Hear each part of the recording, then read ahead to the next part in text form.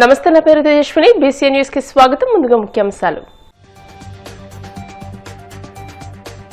Mangalagiri don Bosco పాఠశాల స్వర్ణోత్సవాలకు హాజరైన మంత్రి నారా లోకేష్ పాఠశాలకు పూర్తి సహకారం అందిస్తానని విద్యాశాఖ మంత్రిగా హామీ. పరకామణిలో చోరీకి పాల్పడ్డ నిందితుడికి గత వైసీపీ ప్రభుత్వంలో అన్ని వ్యవస్థలు సహకరించాయి. ధ్వజమెత్తిన టీడీపీ పోలిట్ బ్యూరో సభ్యుడు వల్లరామయ్య. రాష్ట్రంలో రైతులు పండించిన పంటలకు గిట్టుబాటు ధరలు చెల్లించి ఆత్మహత్య చేసుకున్న రైతు కుటుంబాలను ఆదుకోవాలి. వైసీపీ నేత ఎంవీఎస్ నాగిరెడ్డి డిమాండ్.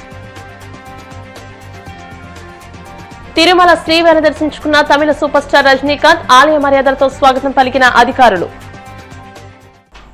విద్యార్థులకు చదువు ఎంత ముఖ్యమో మానవతా విలువలు కూడా అంతే ముఖ్యమని మంత్రి నారా లోకేష్ అన్నారు. తాను ఈ రోజు ఈ స్థాయిలో ఉన్నానంటే దానికి తన ఉపాధ్యాయులే కారణమని ఆయన గుర్తు చేసుకున్నారు. మంగళగిరిలోని డాన్ బాస్కో ఉన్నత పాఠశాల స్వర్ణోత్సవ వేడుకలకు లోకేష్ ముఖ్య అతిథిగా హాజరయ్యారు. ఈ సందర్భంగా ఆయన పాఠశాల ఆవరణలో స్వర్ణోత్సవ శిలాఫలకాన్ని నూతన సైన్స్ ల్యాబ్ ను ప్రారంభించారు.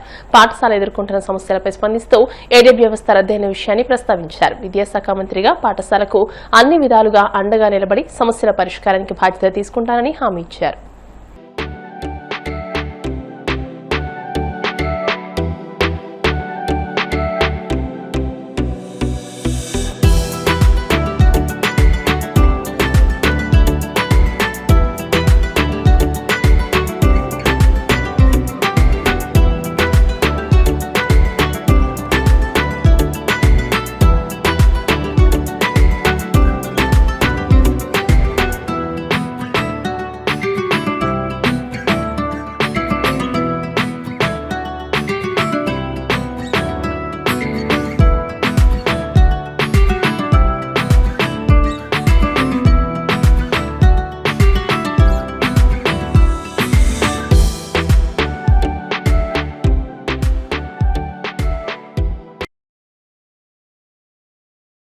డాన్ బాస్కో అంటే ప్రేమ, సేవ. అనాథులకి అమ్మగా నాన్నగా మారిన వ్యవస్థ డాన్ బాస్కో. ఇల్లు లేని వారికి ఇల్లు అయింది, ఆకలి ఉన్న వారికి అన్నం పెట్టింది. తెలుగు రాష్ట్రాల్లో సుమారుగా 35 పాఠశాలల్లో విద్యతో పాటు విలువలు అందిస్తుంది డాన్ బాస్కో. ఇక్కడ ఉన్న పిల్లలందరికీ ఒక విషయం చెప్పదలుచుకున్నా. విద్య ఎంత ఇంపార్టెంటో విలువలు కూడా దానికన్నా చాలా ముఖ్యం. మీరందరూ పెద్దగా అయినప్పుడు జీవితంలో అనేక నిర్ణయాలు తీసుకోవాల్సిన అవసరం ఉంటుంది. ఆ నిర్ణయాలు మీరు తీసుకున్నప్పుడు విలువలు కూడిన నిర్ణయం చాలా చాలా ముఖ్యం. సక్సెస్కి షార్ట్ కట్ ఉండదు. ఇక్కడ ఉన్న పిల్లలందరూ కూడా గుర్తుపెట్టుకోవాల్సిన అవసరం ఉంది. దానికి ఒక ఉదాహరణే డాన్ బాస్కో. ప్రేమతో అనేక సేవలు వాళ్ళు మనందరికీ అందిస్తున్నారు.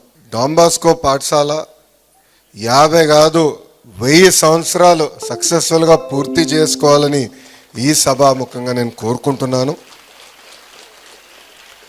దానికి వ్యక్తిగతంగా మీ లోకేష్ అహర్నిశలు మీకు అందుబాటులో ఉంటారు, సహాయం అందజేస్తారు. ఎందుకంటే ఒక మంచి ఉద్దేశంతో ప్రారంభమైన ఈ పాఠశాలని సపోర్ట్ చేస్తాము, అండగా నిలబడతాం అనేది మా లాంటి యువకులకి ఒక బాధ్యతగా మేము భావిస్తున్నాం. డాన్ బాస్కో ప్రారంభించినప్పుడు దివ్యాంగులకి అండగా నిలబడాలన్న ఒక పవిత్రమైన ఆలోచనతో ప్రారంభించాం. దివ్యాంగుల్ని ఇంట్లో వాళ్ళు కూడా వద్దనుకున్నా సొంత బిడ్డలు చూసుకున్నట్టు డాన్ బాస్కో వాళ్ళని చూసుకుంది. వాళ్ళకి సమాజంలో గౌరవంగా ఎట్లా నిలబడాలి, అందరం చదువుకుంటేనే సమాజంలో మనందరికీ గౌరవం దక్కుతుందని అద్భుతంగా నేర్పించారు. పెద్దలు చెప్తారు, helping hands are better than praying lips అని. ఇది ఇక్కడున్న మనందరం ఒక్కసారి గుర్తుపెట్టుకోవాల్సిన అవసరం ఉంది. బ్రాహ్మణ కోడూరులో ప్రారంభమైన ఈ పాఠశాల మంగళగిరికి వచ్చిన తర్వాత 35 మంది పిల్లలతో ముందరికి ప్రారంభం అయ్యారు. అప్పుడే డాన్ బాస్కో ప్రేమ నివాస్ అన్న పేరు పెట్టారు. డాన్ బాస్కో అని తెలుసు మా అందరికీ, ప్రేమ నివాస్ అని మాకు తెలీదు. అది తెలుసుకున్న తర్వాత దాని వెనకాల ఉన్న పవిత్రమైన ఆలోచన, చదువుతో పాటు ప్రేమ అందించాలన్న ఆలోచన అనేది చాలా చాలా కీలకమైనది. గడిచిన 50 సంవత్సరాల్లో అద్భుతంగా దివ్యాంగుల్ని ఆదుకున్నారు, ఆర్టిఫిషియల్ ఆర్గన్స్ అందించారు, దివ్యాంగులకి ఏకంగా కౌన్సిలింగ్ ఇచ్చి సమాజంలో గౌరవంగా ఎట్లా నిలబడాలో కూడా నేర్పిస్తాం కూడా జరిగింది. ఈరోజు పెద్దలతో నేను మాట్లాడుతున్నప్పుడు ఆశ్చర్యపోయా. తెలుగు మీడియం పాఠశాల కూడా మేము నడిపిస్తున్నాం. సుమారుగా 350 మంది పిల్లలు ఉన్నారు. ఎయిడెడ్ వ్యవస్థ రద్దయి 3 సంవత్సరాలు అయింది. మమ్మల్ని ఆదుకోండి అని గతంలోనే మీరు కోరారు. తప్పనిసరిగా ఒక విద్యాశాఖ మార్చులుగా నేను ఆ బాధ్యతని స్వీకరిస్తానని ఈ సభాముఖంగా నేను హామీ ఇస్తున్నాను.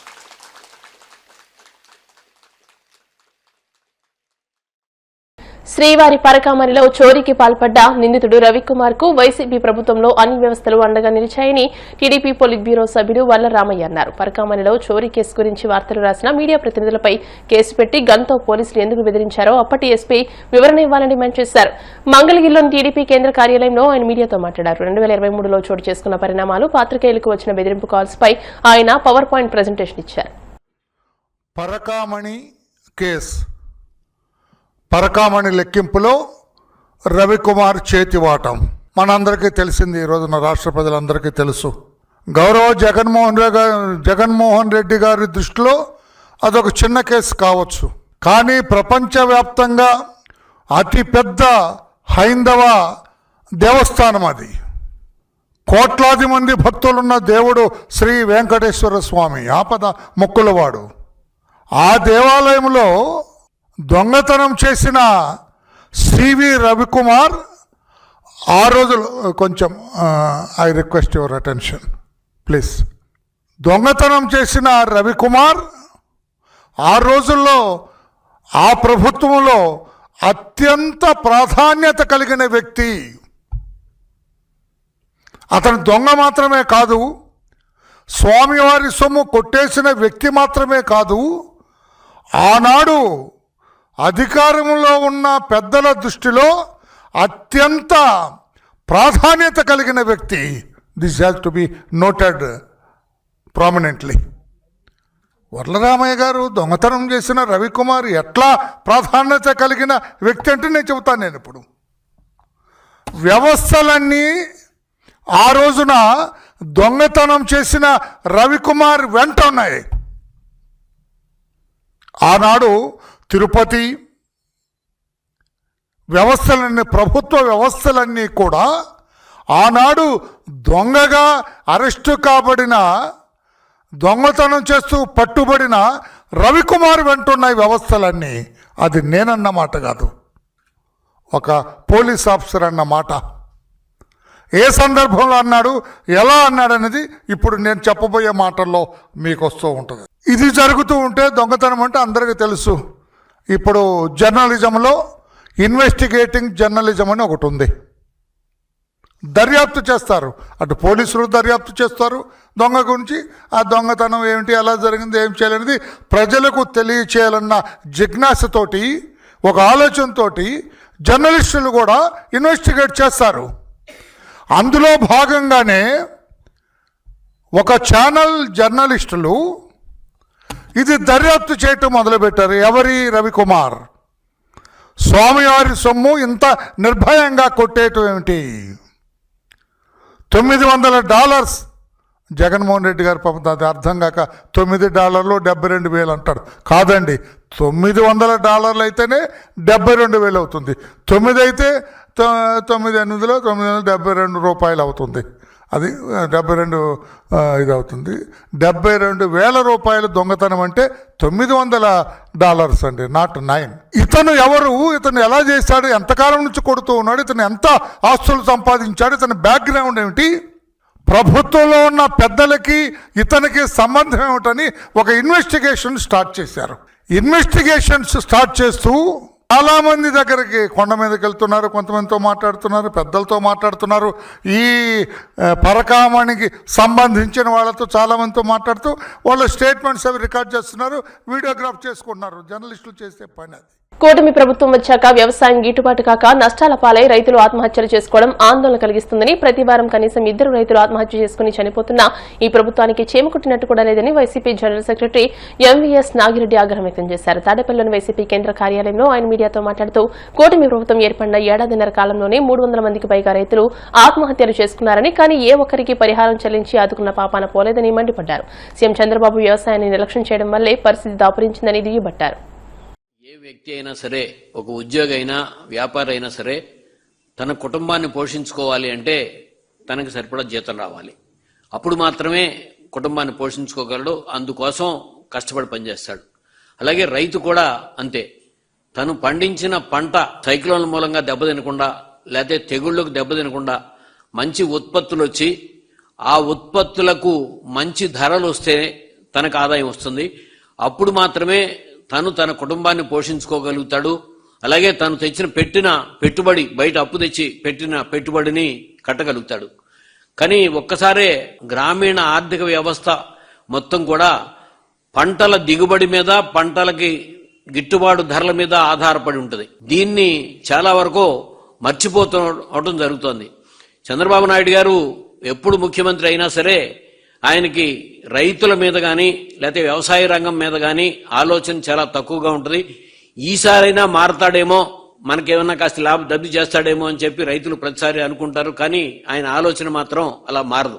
ఆంధ్రప్రదేశ్ ఒకసారి చరిత్రగా తీసుకుంటే దేశానికి సరిపడా ఉత్పత్తులు లేనప్పుడు, అంటే దేశానికి ఆహార ధాన్యాల కొరత ఉన్నప్పుడు రైతులకు లాభంగానే ఉంది. సో దేశానికి కావాల్సిన ఆహార ధాన్యాలు పెరిగిన తర్వాత మాత్రమే రైతుల ఆత్మహత్యలు వచ్చినాయి. దీంట్లో మొట్టమొదటిగా ఆంధ్రప్రదేశ్లో 1988లో ప్రకాశం జిల్లాలో శనగ పంట మీద శనగ పచ్చ పురుగు మూలంగా తెగులుకు దెబ్బతిని మొట్టమొదటి రైతు ఆత్మహత్య ప్రకాశం జిల్లాలో ఆంధ్రప్రదేశ్లో రికార్డ్ అయింది, ఉమ్మడి ఆంధ్రప్రదేశ్లో.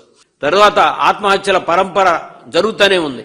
సో దీంట్లో ప్రభుత్వాలు ఉన్నప్పుడు వాళ్ళు మానవతా దృక్పథంతో మనం ఆ కుటుంబం, అతని ఆత్మహత్య మూలంగా ఆ కుటుంబం అనాథ కాకూడదు అనే ధ్యేయం పాలకులకి ఉండాలి.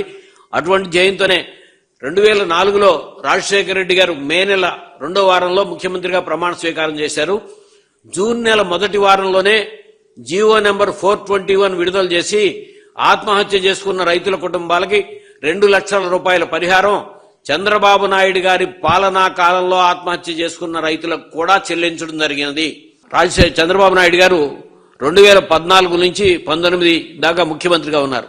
అసెంబ్లీలోనే అసలు రైతుల ఆత్మహత్యలే లేవన్నారు. జగన్మోహన్ రెడ్డి గారు అసెంబ్లీలోనే ప్రకటించి, నేను అనంతపురం జిల్లాకు వెళ్తున్నాను, రైతు ఇంటికి వెళ్లి ఆ ఆత్మహత్యని మీడియా ద్వారాగా మీకు తెలియజెప్తాను అని చెప్పి వెళ్తే అనంతపురం జిల్లాకి వెళ్లి ఆయన ప్రోగ్రాం నేనే ప్రకటించాను. ప్రోగ్రాం ప్రకటించిన తర్వాత వెంటనే ఒక 80 మంది రైతుల ఆత్మహత్యలు ఉన్నాయని చెప్పి ప్రకటించారు. అది ఎప్పుడు కూడా సరైన ఆలోచనతో, సరైన దృక్పథంతో లేకుండా జరుగుతుంది. మరలా జగన్మోహన్ రెడ్డి గారు అధికారంలోకి వచ్చిన తర్వాత కూడా జీవో నంబర్ 43 విడుదల చేసి, సో చంద్రబాబు నాయుడు గారి 14 నుంచి 19 దాకా ఆత్మహత్యలు చేసుకున్న రైతుల ఎఫ్ఐఆర్లు రికార్డు అయిన వాటిల్లో రీవెరిఫికేషన్ చేయించి వాళ్లలో దగ్గరగా 474 మంది రైతులకి 5 లక్షల రూపాయల కాడికి పరిహారం ఇవ్వడం జరిగింది. జగన్మోహన్ రెడ్డి గారు ముఖ్యమంత్రిగా ఉన్న టైంలో జరిగిన ఆత్మహత్యలకి 1320 మందికి 7 లక్షల రూపాయల కాడికి పరిహారం ఇవ్వడం జరిగింది. ఆత్మహత్య సమస్యలకు పరిష్కారం కాదు. అన్నం పెట్టే అన్నదాత ఆత్మహత్య చేసుకోవటం అనేది అది అంతకంటే ఆ ప్రాంతానికి, ఆ ప్రభుత్వానికి కూడా మంచి ప్రక్రియ కాదు. రైతు కన్నీరు పెట్టుకోవటమే ఆ ప్రభుత్వానికి, పాలకులకి కూడా మంచిది కాదు. ఇక్కడే జరుగుతున్నాయా అని సమాధానం అడగచ్చు. వ్యవసాయ రంగంలో దేశవ్యాప్తంగా అనేక రాష్ట్రాల్లో ఉన్నాయి. కానీ ఆ రాష్ట్ర ప్రభుత్వాలు స్పందించాల్సిన తీరులో స్పందించాలి. జీవో నంబర్ 43 2000 సంవత్సరంలో జగన్మోహన్ రెడ్డి గారు విడుదల చేసింది. అంటే అప్పటి నుంచి ఇప్పటికీ కూడా మీరు అనేక ఖర్చులు పెంచుకుంటున్నారు, ఇంకోటి పెంచుకుంటున్నారు. ఇంతవరకు 7 లక్షల రూపాయల పరిహారాన్ని ఇంతవరకు పెంచుతామనే ప్రకటన ఇవ్వలేదు.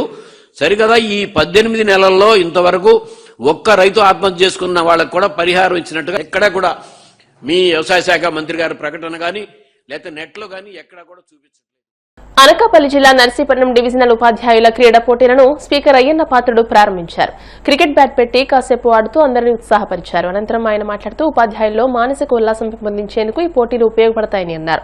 జిల్లా రాష్ట్ర స్థాయి పోటీలో నర్సీపట్నం ఉపాధ్యాయులు ప్రతిభ చూపి ప్రాంతానికి మంచి పేరు తేవాలని ఆకాంక్షించారు.